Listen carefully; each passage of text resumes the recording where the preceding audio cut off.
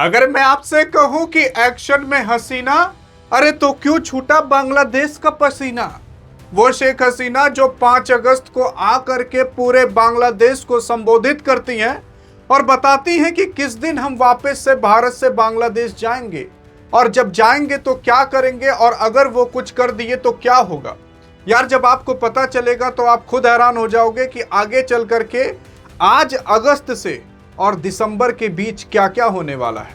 लेकिन सवाल ये उठता है कि आखिरकार शेख हसीना का पूरा मुद्दा क्या है और उसी के साथ साथ बांग्लादेश क्यों नहीं चाहता कि शेख हसीना बांग्लादेश आए, और अगर बांग्लादेश शेख हसीना चली जाती हैं तो क्या होगा। हाँ, क्योंकि अगर आप देखने की कोशिश करोगे तो खुद देख सकते हो यार, ये वही शेख हसीना है जिनको कि फंसाया गया था।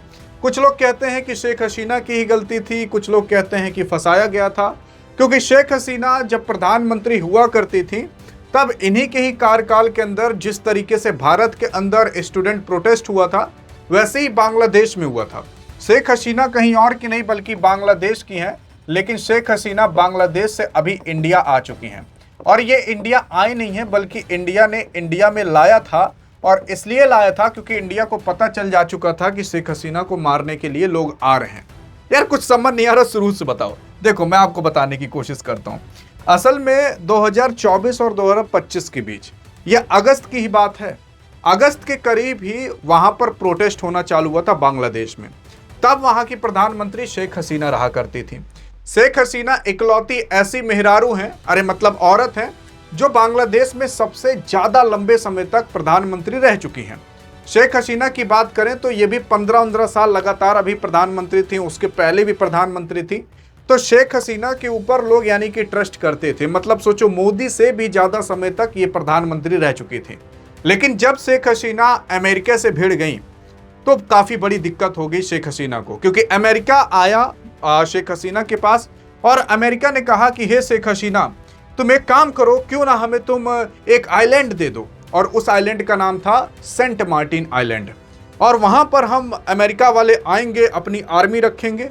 लेकिन भारत ने शेख हसीना से कहा कि नहीं, ऐसा मत करना, अगर ऐसा तुमने कर दिया तो बे ऑफ बंगाल जो सागर है वहां पर तुम्हारा दबदबा और भारत का दबदबा पूरी तरीके से खत्म हो जाएगा।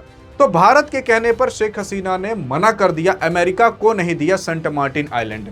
यह आइलैंड एक तो टापू था, यहां पर अमेरिका आ करके अपने सैन्य बेसेस बनाने वाला था। अमेरिका पूरे दुनिया के अंदर 700 से 800 सैन्य बेसेस बना करके रखा है, 80 देश के अंदर बना करके रखा है।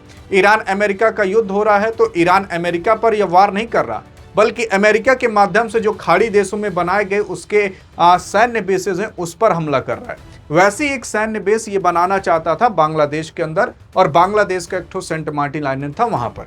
अब शेख हसीना ने कहा ना, हम नहीं देंगे तुमको एक को आइलैंड। तो अमेरिका ने कहा रुको तो अमेरिका ने कुछ चतुराई लगाया, पाकिस्तान के साथ मिलकर, तमाम लोगों के साथ मिलकर के वहां पर प्रोटेस्ट कराया, और प्रोटेस्ट कराने के बाद इतना दंगा हो गया कि कम से कम 1400 लोग मारे गए थे, और उस 1400 लोगों में से ज्यादातर स्टूडेंट थे और 25,000 से ज्यादा लोग घायल हुए थे। मतलब आप खुद सोच लो कितने ज्यादा लोग। तब लोग काफी ज्यादा गुस्सा हो गए शेख हसीना पर, और शेख हसीना को भागना पड़ा। और भारत जानता ही था कि यार इनको फंसाया गया है, तो तुरंत भारत ने हेलीकॉप्टर से बुलवा लिया इनको भारत में। और शेख हसीना कह रही थी कि मुझे तो ये लग रहा था कि कहीं मैं भारत में भी अनसेफ ना हूं, लेकिन भारत ने काफी अच्छी तरीके से इनको पाल पोस करके रखा। शेख हसीना के बेटे भी कहते हैं कि हाँ, भारत के अंदर वो काफी अच्छे से हैं, भारत उनको काफी अच्छे से रख रहा है। अब शेख हसीना भारत के लिए इंपॉर्टेंट है क्यों?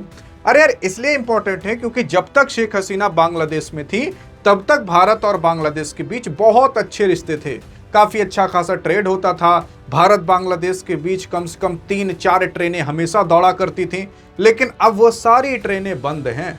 भारत यहाँ से नॉर्थ ईस्ट में यानी कि आसाम उसम में अगर कुछ चीज पहुंचाना है तो बांग्लादेश के ही थ्रू पहुंचा देता था, लेकिन अब सब कुछ बंद है क्योंकि भारत और बांग्लादेश के बीच दुश्मनाई हो गया था। क्योंकि जब शेख हसीना की सरकार गिरी, क्यों गिरी मैंने आपको बताया, क्योंकि प्रोटेस्ट हुआ, इतने लोग मारे गए, सब लोग सोचे कि शेख हसीना के माध्यम से मारे गए हैं, तो लोगों ने इनको मारने के लिए खदेड़ लिया और ये हेलीकॉप्टर से भारत चली आई, ठीक है, 2024-25 में। तो तब वहां पर एक नई सरकार बनी, अमेरिका ने बनवाया, जिसका नाम था यूनुस, मोहम्मद यूनुसवा का नाम सुने हैं ना, बुड़का हुआ है। तो उसको अब एज अ मोहरे के तौर पर बैठाया गया, अमेरिका ने बैठाया, ताकि अमेरिका और बांग्लादेश के रिश्ते अच्छे हो सकें, अमेरिका पाकिस्तान के रिश्ते अच्छे हो सकें। लेकिन उसी के ही चलते बांग्लादेश और चाइना के भी रिश्ते अच्छे हो चुके थे, क्योंकि बांग्लादेश ये चाहता था कि भारत के खिलाफ हम हो जाएं, अमेरिका भी ये चाहता था कि बांग्लादेश भारत के खिलाफ हो जाए, पाकिस्तान भी ये चाहता था कि बांग्लादेश भारत के खिलाफ हो जाए, और वाकई में ही बांग्लादेश भारत के खिलाफ हो गया और भारत यहाँ पर कुछ नहीं कर पाया। भारत की नाकामयाबी यहाँ पर थी। लेकिन फिर उसके कुछ समय बाद इलेक्शन हुआ, तो एक नया प्रधानमंत्री इलेक्टेड वाला मिला जिसका नाम था तारिक रहमान, और ये वहां पर इलेक्शन जीत गया। अब हुआ क्या, तो शेख हसीना अभी भी भारत में है। अब शेख हसीना कह रही हैं कि मैं जहां पर पैदा हुई वहीं पर मरूंगी। अब कहां पर ये पैदा हुई थी, तो बांग्लादेश में, और बांग्लादेश में इनके माँ बहन बेटी भाई जितने भी सब थे, सब इनके बांग्लादेश में मार उठे हैं बांग्लादेश की आज़ादी के लिए। लेकिन शेख हसीना बच गई थी, क्योंकि शेख हसीना कहीं उस टाइम बाहर थी जब वहां पर इनके परिवार को मारा जा रहा था, और ये बहुत समय पहले की बात है। इनके माता पिता कब मारे गए थे बांग्लादेश में, अगर आपने सही जवाब दे दिया, सही बता दिया किस सन में मारे गए थे, तो आपके कमेंट को हार्ट भी दे दिया जाएगा और पिन भी कर दिया जाएगा। लेकिन अब 5 अगस्त को आपकी शेख हसीना आती हैं और एक ठो प्रेस कॉन्फ्रेंस करती हैं। ये प्रेस कॉन्फ्रेंस दिल्ली में स्थित foreign correspondent club of south Asia के अंदर किया गया था। वहां पर शेख हसीना आई हुई थी, लेकिन शेख हसीना का चेहरा नहीं दिखाया जा रहा था। शेख हसीना वहां पर लेकिन बोली थी। उन्होंने क्या बोला था, तमाम बातें बोली। कहीं कि मुझे पता है कि अगर मैं गई बांग्लादेश के अंदर तो वो लोग मुझे मार सकते हैं, जेल में डाल सकते हैं। क्यों मार सकते हैं, क्योंकि शेख हसीना के ऊपर 100 से भी ज्यादा केसेस बांग्लादेश के अंदर लाद दिए जा चुके हैं, यहां तक कि इनको फांसी की भी सजा दे दी जा चुकी है। यानी कि शेख हसीना अगर बांग्लादेश गए तो इनको फांसी की सजा दे दी जाएगी।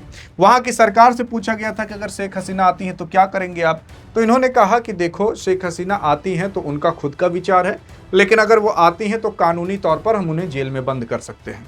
तो यानी कि वहां की सरकार का भी यही विचार है कि भाई ये जेल में बंद कर दिया जाएगा। शेख हसीना की जो अभी आवामी लीग पार्टी है, इनके पार्टी का नाम आवामी लीग था, उस पार्टी को भी बैन कर दिया जा चुका है। वो लड़ ही नहीं सकती वहां पर इलेक्शन।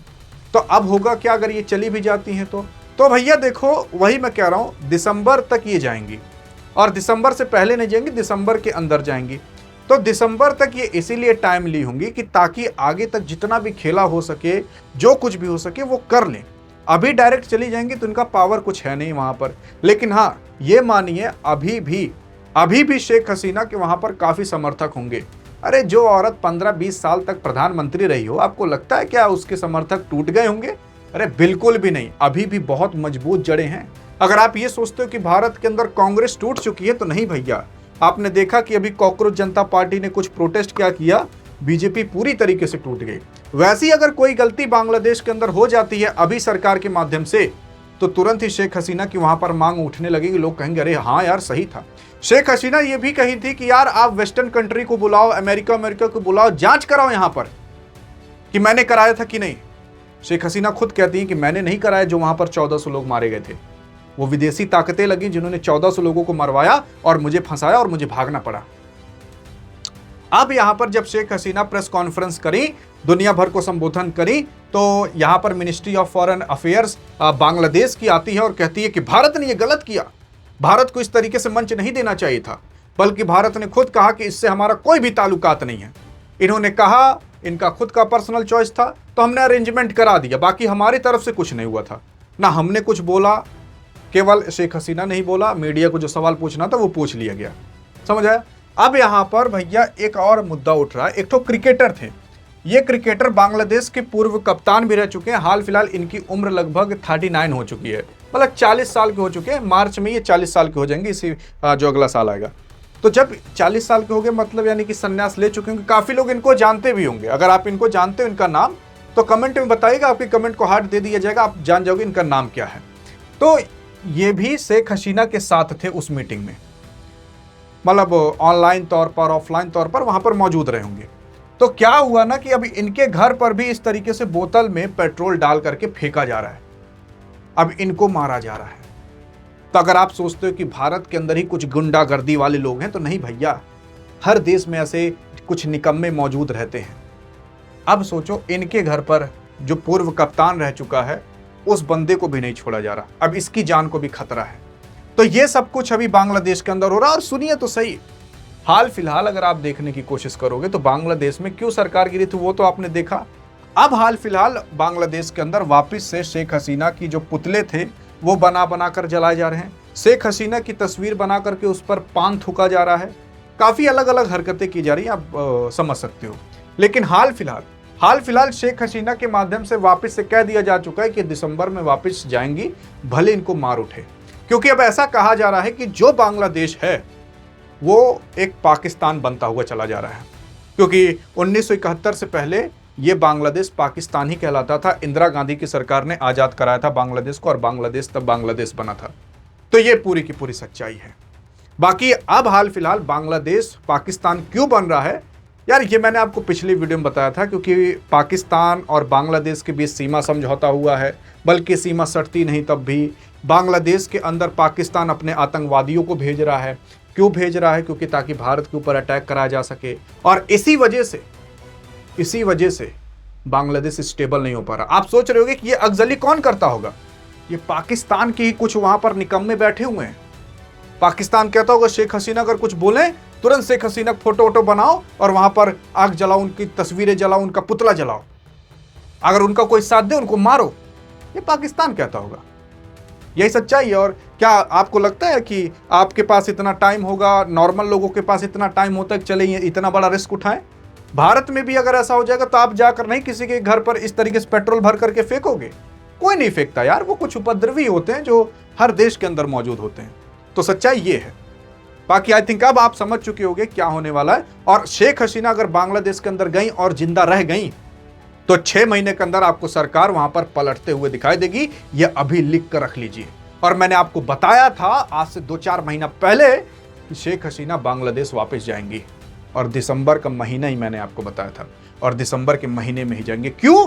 क्योंकि इनको दिसंबर का महीना काफी ज्यादा अच्छा लगता है। इस वजह से क्योंकि दिसंबर के महीने माने में भी टाइम भी है और उस टाइम नया साल भी आता रहेगा और वही टाइम होगा सही वार करने का, अगर वहां पर वो चली गई अपनी पूरी व्यवस्था करके। क्योंकि हाल फिलहाल बांग्लादेश के अंदर जो शेख हसीना का ऑफिस था, जो शेख हसीना जहां पर इनके पार्टी वाले लोग रहते थे, वो ऑफिस वापिस से तैयार किए जा रहे हैं, वापिस से पूरी व्यवस्था हो रही है। अब समझ में आया? तो यही है पूरी सच्चाई। बाकी हाँ, अगर आप सोच रहे हो कि यार इतनी डिटेल एनालिसिस आप कहां से लाते हो, आपको ऐसी और मिलते रहेंगे अगर आप सब्सक्राइब कर लिए तो। बाकी अधिक जानकारी चाहिए तो इस वीडियो में मिलते हैं। तब तक के लिए जय हिंद, जय भारत।